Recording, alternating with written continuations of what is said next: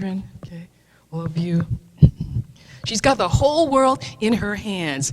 Now, how many of you found it difficult to not say he's got the whole world in his hands? We're so used to that, okay? But we need to remember that there is a feminine aspect of God as well.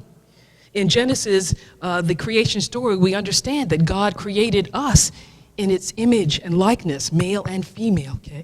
And so today, while we honor our human birth mothers, we also have the opportunity to remember and honor the motherhood of God in all of our lives. You guys know that I like cartoons and funnies and things like that, and on Easter Day, April 1st, okay, there was a comic in the Salina Journal, and this is one that I follow because I like this one very much. The name of it is Baby Blues, and it's about a family. We have Wanda, the mother, and Daryl, the father. And they have 3 children. They've got an older daughter, and her name is Zoe, and I think she's about probably 10. And then the middle son, they call him Hammy. His name is Hamish. And little Wren, okay, who is now, has now moved from the toddler stage to getting around pretty good on her own and getting into all kinds of things, okay? So the comic strip kind of, it shares the interaction and the complications and the wonderful things that happen in the family with the children. And this particular one, actually Rick Kirkman and Jerry Scott created this comic. And in this particular one, frame by frame, we see Wanda doing heroic acts. For example, in the first frame. Now, Hammy is there swinging on the swings. And little Wren is in one of the little baby swings, you know, where you sit him in there, that kind of thing. And for some reason, the scene shows us Wren is falling out of the baby swing, head first, headed for the ground. And Wanda stretches over there and just quickly catches her before she hits the ground. Now, in the next scene, Hammy is hitting a baseball, and he whacks that baseball, and just before that baseball hits the window and breaks the glass of the window in the house, Wanda reaches out, catches that ball, one-handed. In the next frame, Wanda, along with Hammy and little Wren, are walking on the sidewalk. It doesn't show us where they're going, but Wanda grabs up little Wren just in time, picks her up and turns her this way so that the car going by, hitting that huge puddle, splashing all that water, doesn't hit Wren. Of course, she's soaked, but little Wren is safe and dry. Then in the next scene, Wanda is coming from the grocery store. They're obviously in the supermarket parking lot, and Hammy is standing there with her. Wren is not in this scene. But something is happening, and for some reason, Wanda, who has all these bags of groceries, getting ready to put them in the trunk of her car, she turns and she sees a little old lady with a walker walking by. And she sees danger approaching that little old lady. A runaway grocery cart is on its way, a collision course with this little old lady. And Wanda, her hands are full of groceries, so what can she do? She stretches out her leg, and that foot stops that cart from hitting the old lady. The old lady doesn't even know what was going on. She just goes on. And then in the last scene or frame of this comic, the 2 children, Zoe and her brother Hammy, they're sitting on the couch in the living room, and they're reading their comic books. And Zoe asks her brother, "What's your favorite superhero, Hammy?" And he says, "Mom." I do believe that moms are heroic. They do a lot of things that we're not even aware of. But you know, it's not only our birth mothers. There are other people, other women in our lives who also do wonderful things for us. I forget who said, was that Hillary Clinton or who said, I'm not getting political here, who said it takes a village, or was it Michelle Obama? I'm not sure. Takes a village to raise a child.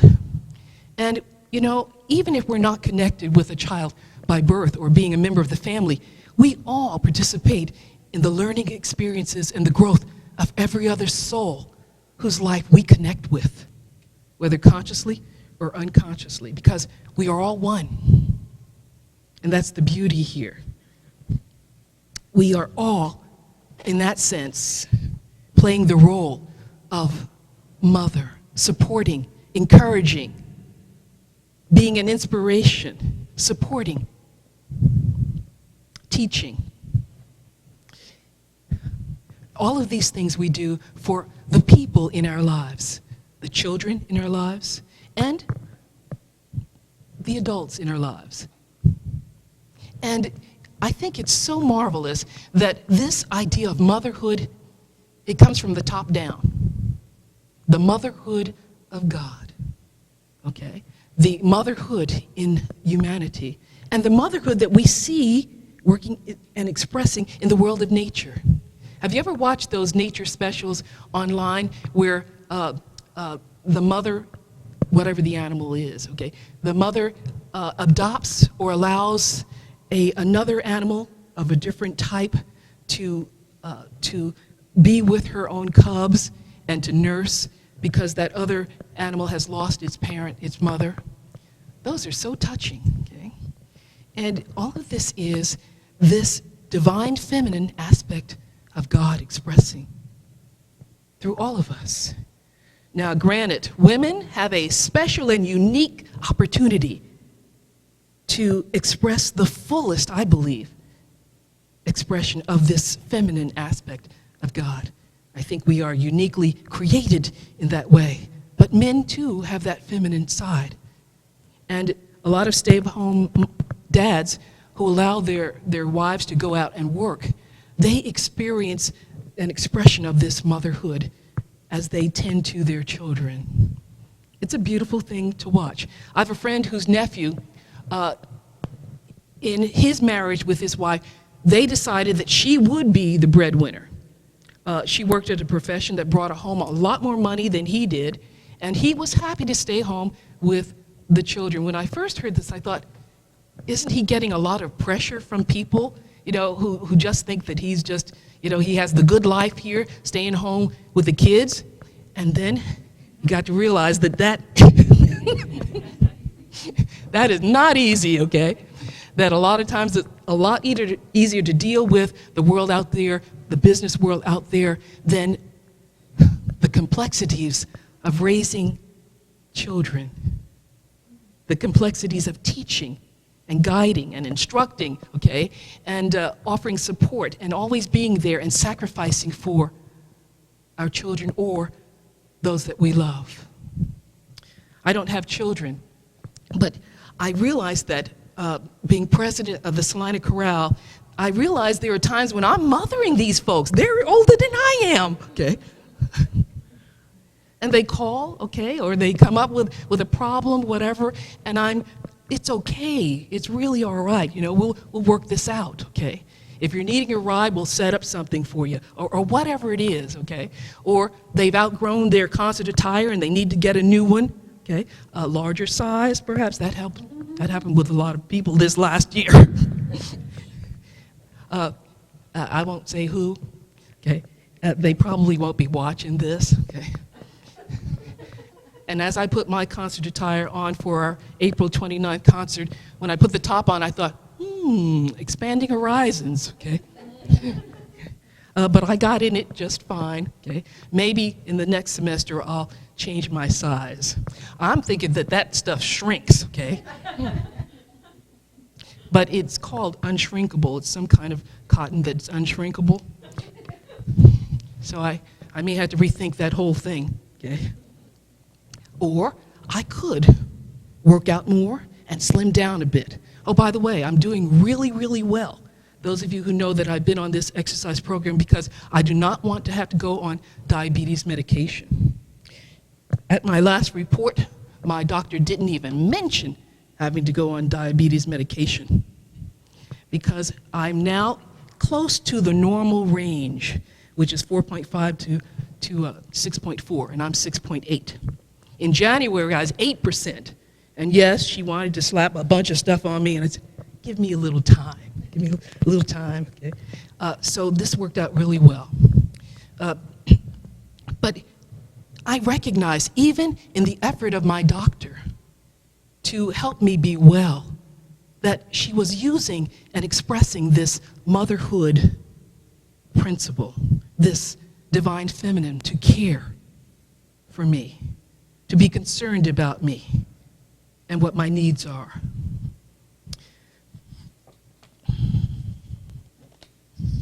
There is a beautiful poem that someone wrote about mothers. I'm going to share it with you. It's Happy Mother's Day, and it was written by Jean Kay. Happy Mother's Day to everyone. Moms, dads, daughters, and sons. We're all related to mothers. And there are some special ones. Some who take on a mothering role are not related through birth, but love as much as any mother could. That type of love sustains the earth. Some men take on a dual role as a stay-at-home dad. They excel, which gives mothers opportunities to have an outside career as well. Adopted parents are special. They open their home and their heart, providing a child with a loving bond and a family in which they are a part. Mothering is tender, loving care, a strong desire to guide and protect and to keep children from harm. Mothers of all kinds deserve respect and love. So let's remember that. It's not only our birth mothers, okay, but it's all the other women in our lives who are expressing in a mothering way, who are caring for us, who are encouraging us, supporting us in the ways that we need to have that support. So what does it mean when the song says, she's got the whole world in her hands? Okay. Now, the original, of course, is he's got the whole world in his hands, and it refers to God as the creator, who created and now cares for and sustains the world. Well, think of it this way. To the newborn child, the mother is that world. And so, for the newborn child, the mother has the world in her hands. And in another sense, also, because mother recognizes the potential in her child, she can see that holding her infant, she's holding a whole new world. We are that whole new world.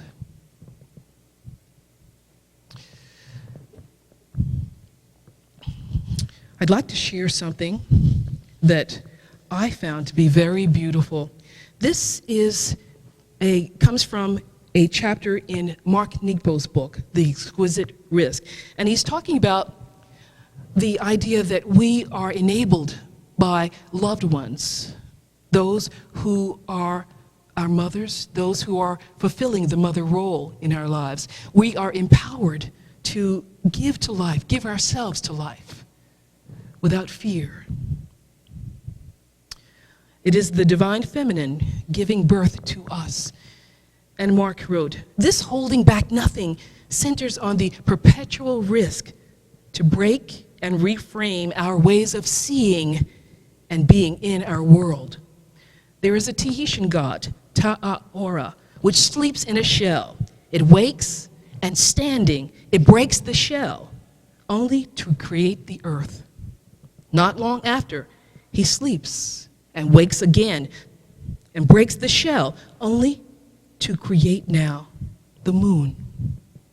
And this continues until all creation has been born. Mark writes, it is the way that the God within us sleeps and wakes and stands in each of us, repeatedly breaking what has encircled us in order to birth us into a new, larger experience of life. We all live this way, he wrote, co-creating the world by giving birth to the God presence within us. like a series of cocoons. Each phase of life has its own thinking that must be shed if we are to inhabit the fullness of spirit that we are given. It involves the perpetual risk to know God in each moment, to see God in everything and everyone, by putting down all of our other agendas in order to be touched by a sanctity that is unrehearsed.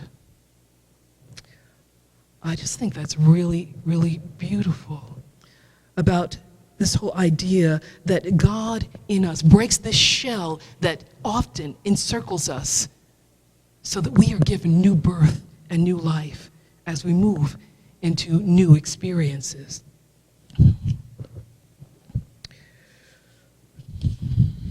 And so I invite everyone. There was a writer, and this writer said, grab your mom and love on her. Grab on those special women, and be careful. Grab on those special women in your life and love on them, okay? This was a woman who said this, okay? Be careful with that, though. But you know what this person is saying. Find the ways that inspire those who provide this mother role in your life. Inspire them. Gift them. Now, traditionally, Mother's Day is, the mothers are usually taken out to eat. That way mom doesn't have to cook over the hot stove, you know. The mothers are given the opportunity to not do the daily home chores and that kind of, it's kind of like a vacation day, I think, for mothers, okay? I remember seeing the scenes where kids are always bringing their mother's breakfast in bed.